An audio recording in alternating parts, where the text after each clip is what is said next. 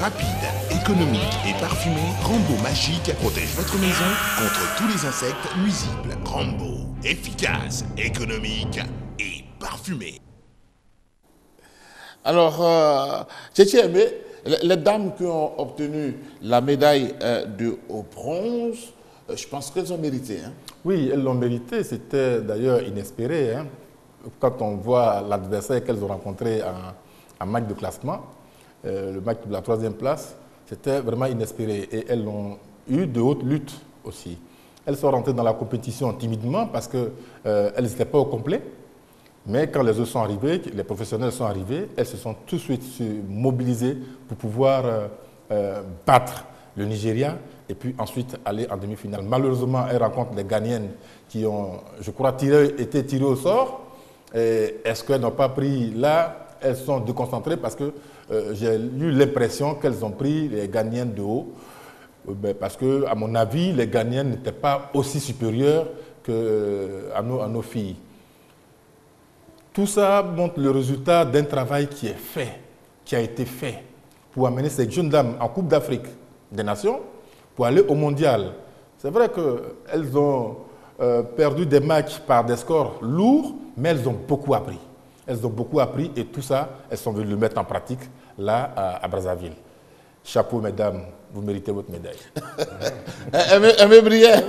Coupe d'Afrique, Coupe du Monde, Jeux africains, on peut dire que le métier rentre chez les filles de Touré Clémentine. Elles étaient malheureuses en début de compétition, elles ne remplissaient même pas la feuille de match. Elles étaient 13 ou 14, mais ça ne les a pas empêchées de mettre à raison la Tanzanie, 1-0, et puis elles ont reçu le renfort des pros, parce que nous avons des professionnels ES en Europe, hein, c'est Elo Rebecca, Akafou, Rita, Nguessan, Coco, Ange, sont venus donc renforcer cette équipe, sont venus à point nommé pour pouvoir battre le Congo, pays organisateur, 1-0 et surtout le Nigeria 2-1. Voilà, c'est un parcours plus qu'honorable hein, pour Touré Clémentine et ses filles. Et puis il faut noter que pour la demi-finale face au Ghana, eh bien, elle ne méritait pas de perdre parce que tous les observateurs ont reconnu la qualité de cette équipe. Alors, 1-0, un arbitrage, bon, on ne va pas parler de fait d'arbitrage, mais toujours est-il qu'elles ont eu la possibilité de se rattraper toujours face aux Falcons. N'est-ce pas qu'elles ont vaincu par la plus petite démarche, mais elles ont donné à la Côte d'Ivoire une médaille de bronze. C'est la 2e médaille de bronze après celle obtenue à la Coupe d'Afrique des Nations féminines. Eh bien, c'est de bon augure. Alors, c'est de bon augure. On espère que Touré Clémentine et ses athlètes vont nous ramener encore d'autres médailles à d'autres compétitions. Touré Clémentine, bonsoir. Oui, bonsoir Sébastien. Alors, Touré Clémentine, après donc, cette médaille de bronze, quelle conclusion vous tirez?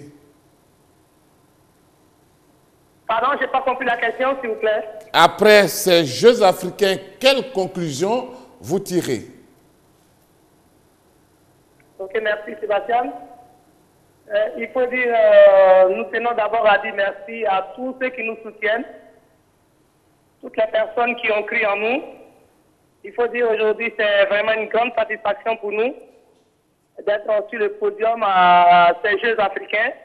On ne s'attendait vraiment pas à ce résultat au vu de la préparation que nous avions eue. Mais nous avons eu la grâce de Dieu d'être vraiment sur le podium et nous sommes toutes heureuses. Alors, Touré Clémentine, je sais que quand vous êtes parti à Brazzaville, c'était pour avoir la médaille d'or, ça n'a pas marché. Mais est-ce qu'en 2 ans, vous vous dites que c'est un travail qui est en train de payer?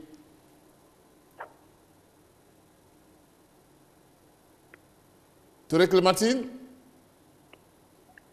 Bon, monsieur, je pense qu'aujourd'hui, nous avons d'énormes difficultés avec le téléphone. Allez-y, Koulibaly Seydou, est-ce qu'il y a eu un aspect qui vous a inquiété au niveau des dames? Oui, j'ai eu beaucoup peur, surtout quand j'ai vu la configuration de l'équipe avant le début du tournoi. 14 joueuses pour commencer un tournoi de cette envergure. Je me suis dit, mais attends, elles vont se faire bouffer dès le début. Mais j'ai été agréablement surpris dès le premier match. Et puis, comme le disait un de nos confrères ghanéens, de nos amis, il disait la meilleure équipe, malheureusement, n'a pas gagné le tournoi, n'a pas remporté le tournoi. Et la meilleure équipe, c'était celle de Touré Clémentine. Parce qu'il faut dire que ces jeunes filles ont montré qu'elles avaient un potentiel énorme, qu'elles ont appris beaucoup de la Coupe du Monde. Et ce qu'il faut souligner, c'est que c'était une équipe assez jeune. C'était une équipe assez jeune. C'est pratiquement, on avait dans cette équipe-là beaucoup de joueuses qui avaient 17 ans et demi, 18 ans, 19 ans. On peut dire, c'est vrai, les professionnels sont venus après renforcer l'équipe. Et elle a même fini le tournoi avec 17 joueuses. Donc elle n'avait même pas les 23. Elle a fini le tournoi avec 17 joueuses. Et dont une seule gardienne valide. Elle a fait tout le tournoi avec une seule gardienne valide. Donc je pense que ça a été une très belle surprise pour nous tous. Parce que quand on a vu ces premiers matchs, et puis surtout face au Nigeria, la réaction de cette équipe, quand elle a pris ces buts-là d'entrée, on a senti que vraiment, elle avait quelque chose vraiment dans les tripes. Alors, Koulibaly, on va essayer encore avec Touré Clémentine. Si vous nous entendez, Touré Clémentine, vous-même, est-ce que vous pensez que quelque chose a changé après 2 années passées avec cette équipe? Ok, merci Sébastien. D'abord, je voudrais dire que nous avions souhaité avoir mieux que la médaille de bronze. On méritait vraiment la médaille d'or. Nous tenons cette médaille. Voilà, je pense que c'est le couronnement de tout un travail. La préparation devra continuer. Avec un peu plus de moyens, nous pensons que ces jeunes filles qui ont vraiment du talent, elles peuvent vraiment faire rêver la Côte d'Ivoire. Nous avons vraiment besoin d'être entretenus. Nous avons besoin d'une bonne préparation pour les compétitions futures. Nous avons du talent dans le groupe, de talent pur. En 2 ans, nous avions des joueurs qui sont professionnels, qui sont titularisés dans leur club. Il y a 3 ans, ce n'était pas le cas. Et donc, nous pensons que vraiment la Côte d'Ivoire a de la chance. Il faut vraiment encourager ces jeunes enfants à aller à cette compétition. On aurait pu revenir avec la médaille d'or si je dis bien l'arbitrage lors de la demi-finale face au Ghana. Cet arbitrage qui a été vraiment très scandaleux, avec un but marqué de la main par les Ghanéennes. Toutes les actions offensives de la Côte d'Ivoire avaient été sifflées par l'arbitre, sans raison. Et on s'est même dit, toutes les balles de contre-attaque, même les dribbles, c'était des fautes pour la Côte d'Ivoire. Et c'était vraiment une première fois qu'on vivait cette situation. Voilà, nous méritons vraiment cette médaille de bronze. On aurait pu mériter la médaille d'or. Donc voilà pour dire, jeunes filles, il faut les encourager. Elles ont beaucoup appris lors de la Coupe du Monde. Nous pensons que pendant cette compétition, nous sommes allés pour apprendre et les résultats sont là. Elles ont grandi en maturité et elles ont aussi elles ont grandi également en confiance. Voilà, donc elles savent qu'elles ont de la valeur, elles ont de la qualité et il n'y a plus de peur à jouer devant toutes les autres équipes. Parce que ce n'était pas évident de jouer le Nigeria, de jouer 2 fois le Nigeria, les mêmes joueuses de la CAN qui nous ont battu 4-2, qui nous battaient habituellement, que nous réussissons à les battre 2 fois avec leur effectif. Vraiment, je pense qu'il faut dire bravo à ces jeunes filles-là. Voilà. Merci beaucoup à vous, Touré et Clémentine, pour votre participation. Merci. Nous avons entendu et écouté donc l'essentiel de ce message. Nous allons donc, messieurs, évoluer en parlant donc de ce bilan. Brazzaville, record de médailles. Pour la première fois, la Côte d'Ivoire, en tout cas, est revenue avec un bon nombre de médailles. Écoutez, quand nous 144 athlètes débarqués à Brazzaville, sur la pointe des pieds, sans tambour ni trompette, sur les 23 millions d'Ivoiriens, peut espérer un certain nombre de médailles. C'est vrai que le taekwondo et l'athlétisme entrevoyaient certaines certitudes par rapport aux performances de nos athlètes antérieurs, mais jusqu'à obtenir plus de 25 médailles, personne ne pensait à cela.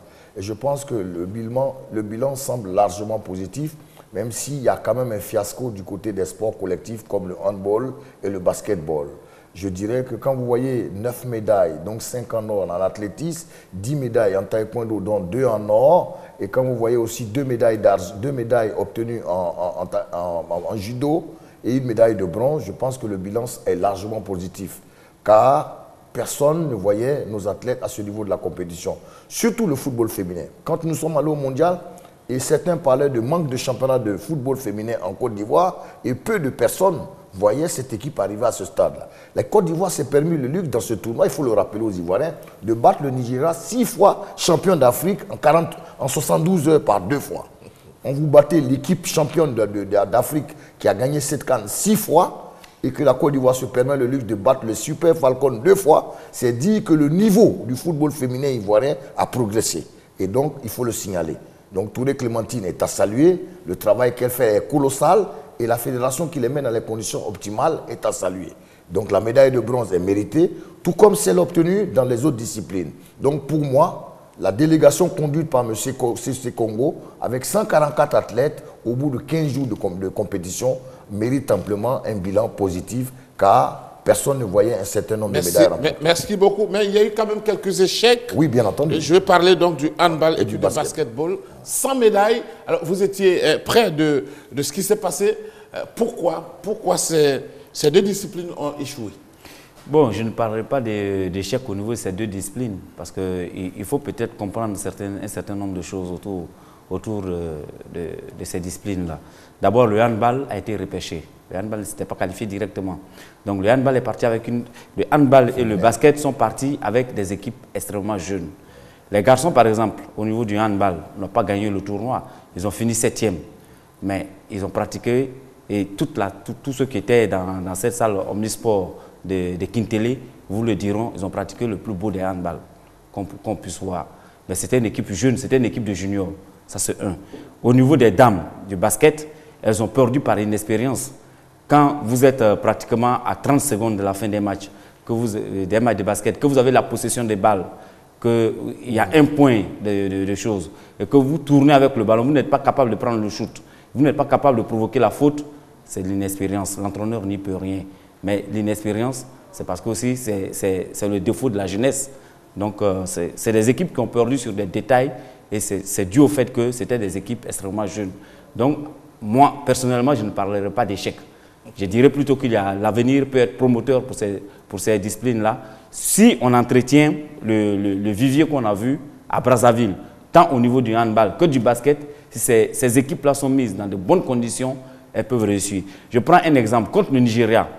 C'est vrai que le match n'a pas été aussi serré que cela, mais le Nigeria avait quand même 4 joueurs sortis de la NCA. La NCA, c'est l'antichambre de la NBA. Le Nigeria avait 3 joueurs sortis de la NBA, qui jouent à NBA. Donc le niveau, il y avait un écart, c'était un gouffre. Et quand vous voyez des garçons qui sont des juniors, qui sortent pratiquement des juniors et des cadets, qui jouent et qui arrivent à tenir la draguée haute à ces joueurs-là, vous dites qu'il y a un potentiel, il y a du travail. Alors, messieurs, on va parler donc de l'organisation de ces Jeux africains, de ces compétitions. Est-ce qu'il y a satisfaction à votre niveau?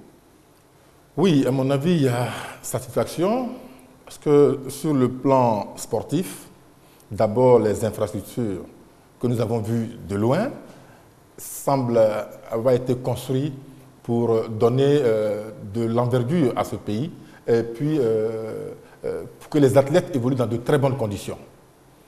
Ensuite, sur le plan, oui, toujours sur le plan sportif, le pays organisateur a eu quand même 31 médailles, dont 9 en or, et est entré dans le top 10. Ensuite, sur le plan économique, ça a été l'occasion pour tous les pays, pour tout le Congo, de récupérer l'argent de l'espace investi, de récupérer cet argent. Et puis sur le plan politique, on peut souligner simplement qu'on a senti autour de cette compétition l'union des fils du Congo autour de cette compétition. Aimé Brière, qu'est-ce que vous avez noté au niveau de l'organisation pratique donc, de cette compétition? Eh bien, pour ce qui nous a été donné de voir lors des retransmissions télévisées, merci la RTI, globalement l'organisation pouvait être satisfaisante que ce soit au Palais des Sports de Kinkélé, que ce soit au stade où se pratiquait l'athlétisme. Eh bien, les images nous ont donné une compétition qui était bien organisée, qui bénéficiait d'une logistique assez pointue, hein, notamment pour ce qui concerne les chronométrages, ce qui est très important en matière d'athlétisme, mais on ne saurait se fonder sur les seules images pour parler de parfaite organisation des Jeux. Pourquoi? Eh bien parce qu'il faut voir comment ça s'est passé, comment la logistique a fonctionné, comment on faisait venir les athlètes sur les aires de jeu, comment ils devaient repartir, etc., comment ils étaient installés. Mais ça, je pense que ceux qui ont été sur place vont le dire, je pense notamment à Seydou. Serge Akouri, qu'est-ce que vous avez noté au niveau de l'organisation de ces Jeux? Écoutez, en regardant les images, cela nous montre de loin que ça a été parfait, mais la perfection n'est pas de ce monde. On sent que les Congolais ont eu beaucoup de difficultés. Remarquez que la plupart du temps, lors des retransmissions, pendant qu'il y avait du javelot, on entendait en fond sonore une musique pour la remise des médailles. Et ça, lors des Jeux de mondiaux, nous voyons toujours que la remise des médailles se fait le matin avant les compétitions. Et sur ce niveau-là, au niveau organisationnel, voilà un peu ce petit bémol qu'on peut ajouter. Sans oublier qu'au niveau de la natation, et certaines personnes qui étaient à Brazzaville, qui sont revenues, avec lesquelles nous avons eu des plateaux radio, nous ont dit qu'il y a eu des imperfections au complexe de Kintele. Mais globalement, comme a dit Aimé, ça a été positif. Il ne faut pas demander au Congo sa grande barbe. Ils ont fait des efforts, le Congo-Brazzaville du président Denis Sassou Nguesso. N'oublions pas que quand vous regardez, c'est près de 2000 visiteurs, plusieurs compétitions éclatées sur des complexes, donc il y a eu quelques ratés.